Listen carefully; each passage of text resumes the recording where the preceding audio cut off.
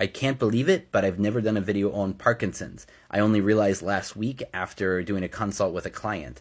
And this one's really close to my heart because basically it's what got me into the cannabinoids. I lost my grandmother to Parkinson's, and I wish I had known more so I could have been better at convincing her to try this. And so I'm not going to go over all the science. I collected it all here at CVResearch.info. This is going to be how I would advise people to be using this if they have Parkinson's. I'm Lex Pelger. I do Canna Education for CV Sciences, the makers of Plus CBD, with excellent CBD and THC products to help out your loved ones. On the cannabinoids, ask me anything.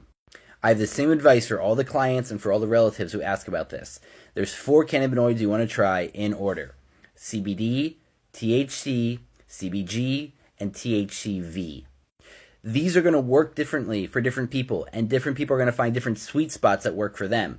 It's also going to be affected if they're taking the L-DOPA medication. In general, it's seen that the cannabinoids seem to help increase the sweet spot that you're looking for of supplementing your dopamine levels enough that you can move well without spasticity, but not making it so high that you have addictive behaviors and too much movement. In general, the symptoms people are looking to control the most are pain, spasticity, and anxiety.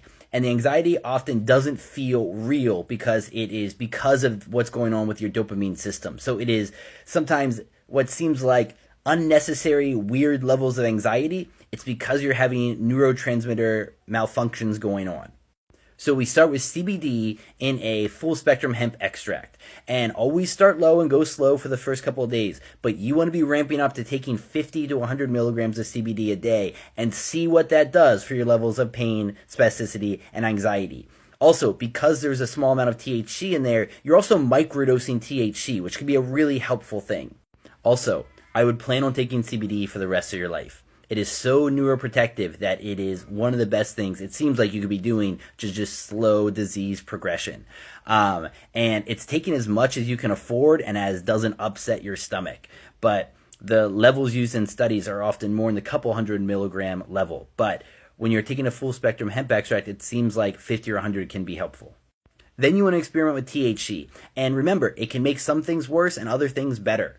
And there's 2 different ways to take it. If you take it orally, that's a more even dose across your entire day. But for acute flare-ups, a THC vape pen can be very, very helpful. So just remember, it might be helpful for spasticity, but make the anxiety worse. And so you need to play with these to figure out which ingestion methods, which times a day work best for you.